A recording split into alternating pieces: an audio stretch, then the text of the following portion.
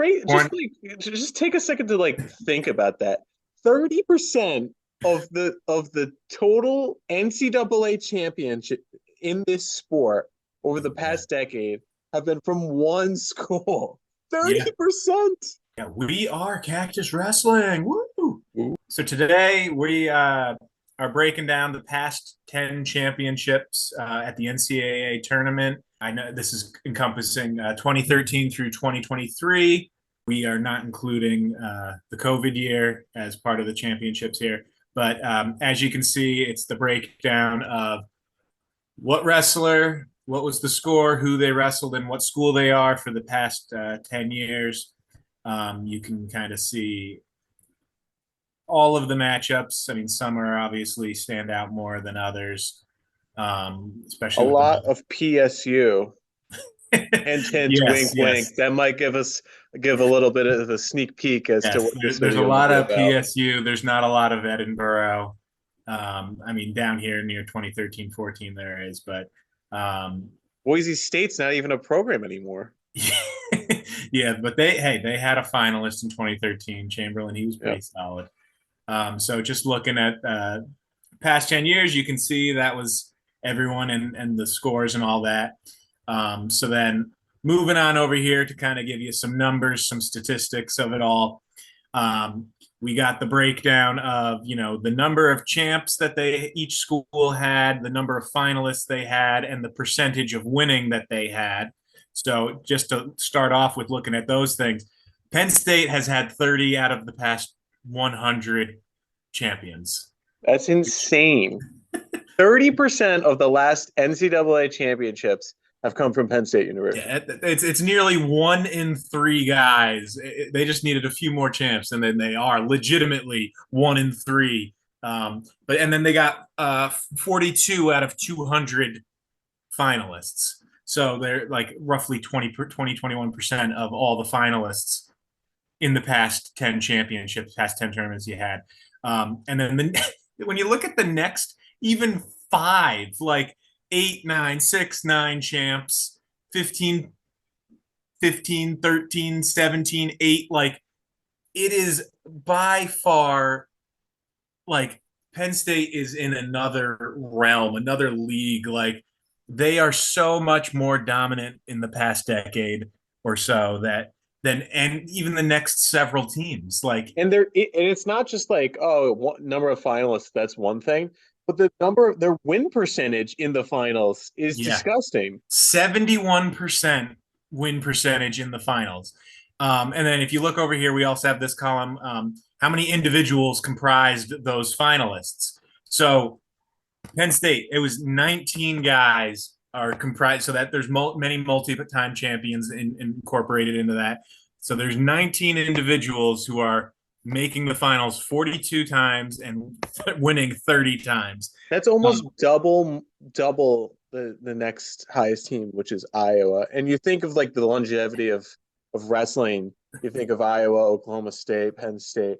But over these past 10 years, it's Penn State and then everyone else is down yeah, I here. mean, yeah, you could combine Oklahoma State and Iowa. That's only 30 finalists with 15 champs. Like that's not even hitting the same number of champs. You'd have to combine the next like 4 teams to have more champs than Penn State has had in the past decade, which is just insane if you think about it. And there's only been 37 teams with a finalist. So I mean, yeah, Boise State, like you said, they don't exist anymore. I mean, Kent State, that was Dustin Kilgore. Like a lot of the schools that have just the one-time finalist, they don't have a win except for Valerias this year. Look Hey, at him go represent.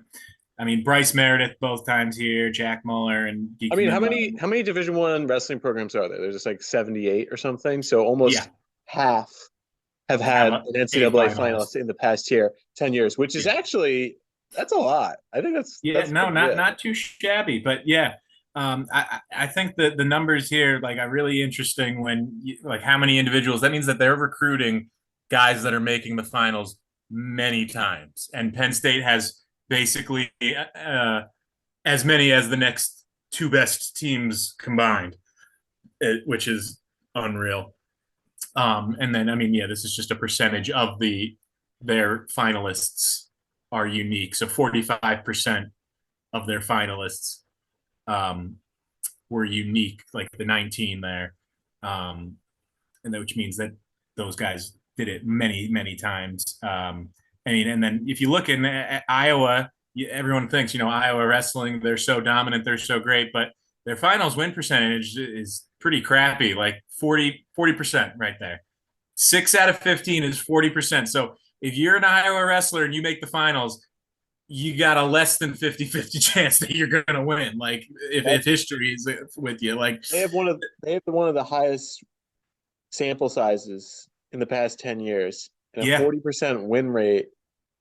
That's not very good. no, that's not great. I mean, you look at Cornell, they got a 69% win percentage here, 9 out of their 13 from 7 unique individuals. Like that's I feel like a lot more impressive. They got more champs with less finalists, but it's 13 compared to 15 because I know if you look at who is it? Missouri, right beneath them. They have 6 out of 8. That's the highest win percentage on here, other than Alira's being 1-for-1 for Northern Colorado. But 75%. They had 5 unique finalists, 6 out of 8 champs. Like that's if you're a guy from Missouri and you make the finals, you got to be thinking you should be winning this thing.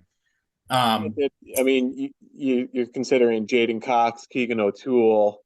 I mean, how many of those championships are won by those guys? That's probably 4 right there, right? That's 3. That's 5 of the 6. Yeah. Right. So some of these schools are really representative by only a handful of guys that have really carried their school's numbers. Yeah. Yeah. So I mean, and then this is breaking down the top 5 schools that had at least 10 finalists, and just looking at it, like Penn State, way in their own division, way out in nowhere. Cornell is the second most successful with more than 10 finalists, to 69%. Oklahoma State, 60%. That's still pretty solid. Ohio State, I mean, they're kind of right there with Iowa. 8 out of 17, 6 out of 15. That's not great, statistics there for. I mean, it's great that you have that many finalists, but the fact that they're losing that frequently in the finals isn't great. I mean, and there's an argument here that these 5 schools, yeah, these are the top number of finalists, but even team wise, like there's an argument that these could be the top 5 teams in NCAA wrestling for the past 10 years. yeah, no, yeah, that there definitely could be an argument made for that for sure.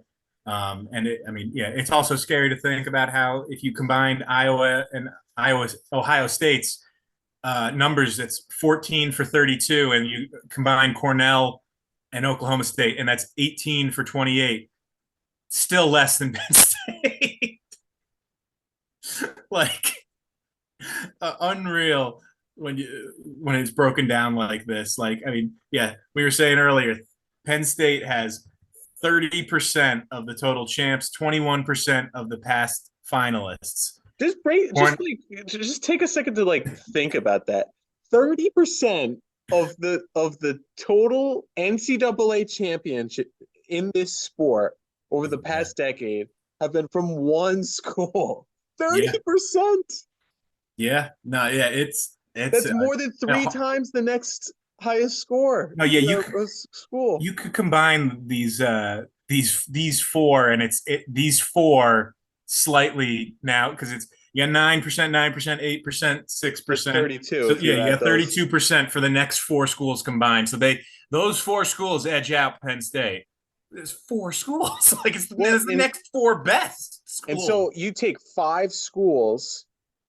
That's 62% of total champions are from 5 schools. That just shows how dominant the history is in certain schools in this sport. Like if you're from a smaller school, you really have an uphill battle to climb. And they always say, like, you want to wrestle the best and you want to put yourself in a school in a position to succeed.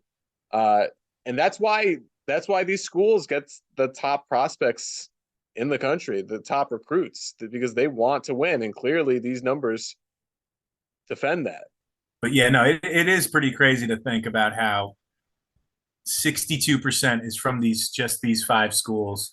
And the little guys, yeah, really are facing an uphill battle, which actually probably makes Andrew Alira's title even more unlikely that he was able to pull it off, considering, he was the first one since like what, 50 something that they said was the last time they had a champ. Yeah, So local Colorado guy, he wanted to stay loyal, and hey, yeah. And hey, he got it done, which is great. I mean, despite the numbers, despite these odds.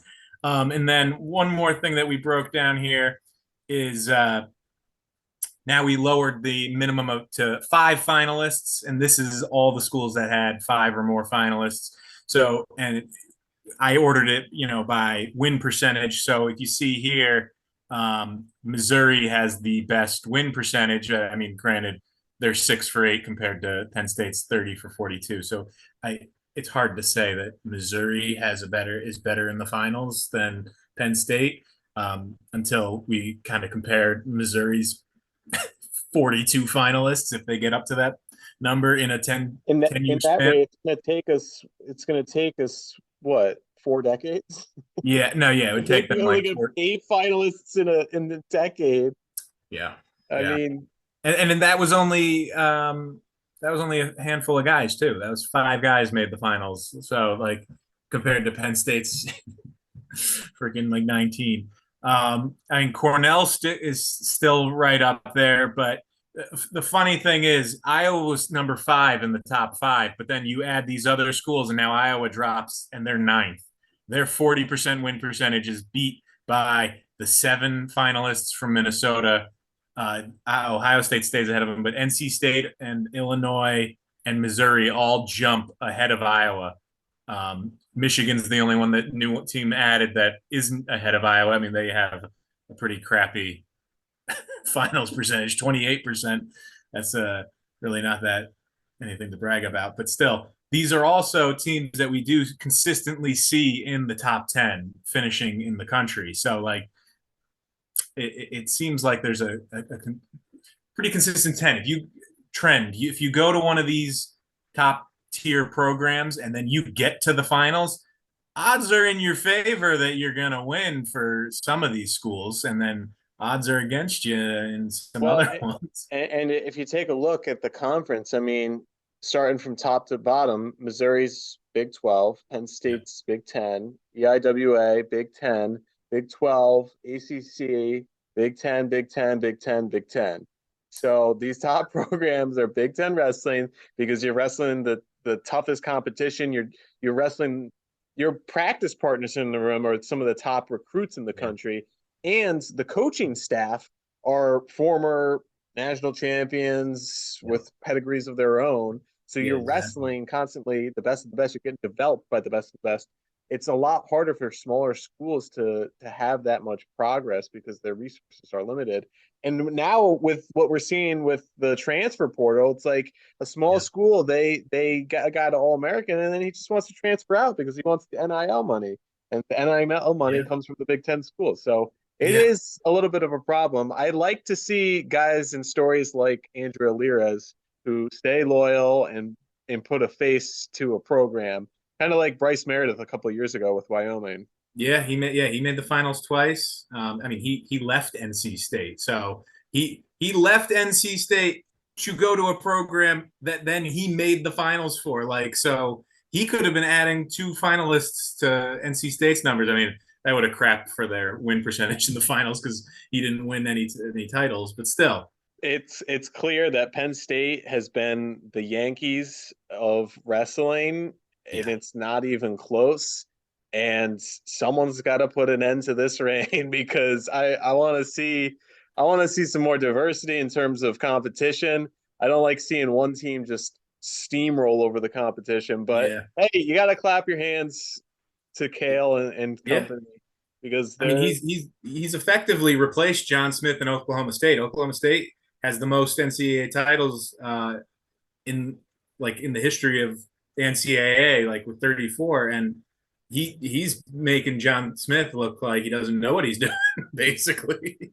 Yeah, Penn Which is State is well insane on to the think about. Like, yeah, there you have it. That's by the numbers. uh, it's just an interesting thing to look at here.